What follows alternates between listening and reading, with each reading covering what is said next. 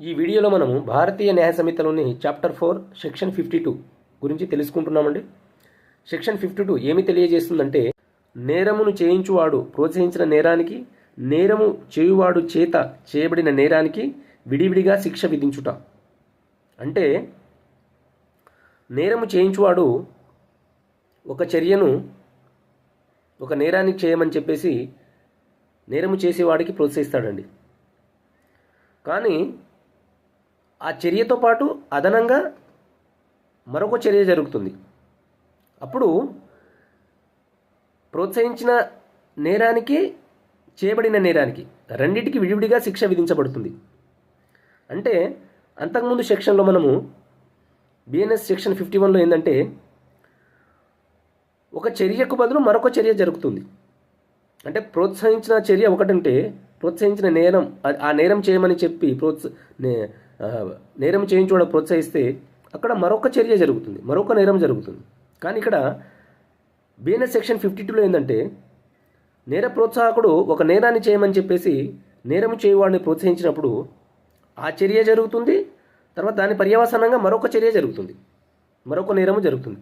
So ఇక్కడ ఈ రెండింటికి శిక్ష ఉంటుందండి. సో నేర ప్రోత్సాహకుడికి ఈ రెండు నేరముల కింద శిక్ష విధించబడతాడు, నేరం చేసేవాడు కూడా ఈ రెండు నేరముల కింద శిక్ష విధించబడతాడు. ఫర్ ఎగ్జాంపుల్ చూద్దామండి. ఒక ప్రభుత్వ ఉద్యోగి ఒక విలేజ్కి వచ్చి తన పని తాను చేసుకొని వెళ్ళిపోవాలని చెప్పేసి తన అధికారాన్ని ఉపయోగించి ఏదో ఒక పని చేసుకోవాలని చెప్పేసి వచ్చాడనుకోండి. ఏ అతను ఏం చేస్తాడంటే బిని ప్రోత్సహిస్తాడు, అతన్ని అడ్డుపడని చెప్పేసి.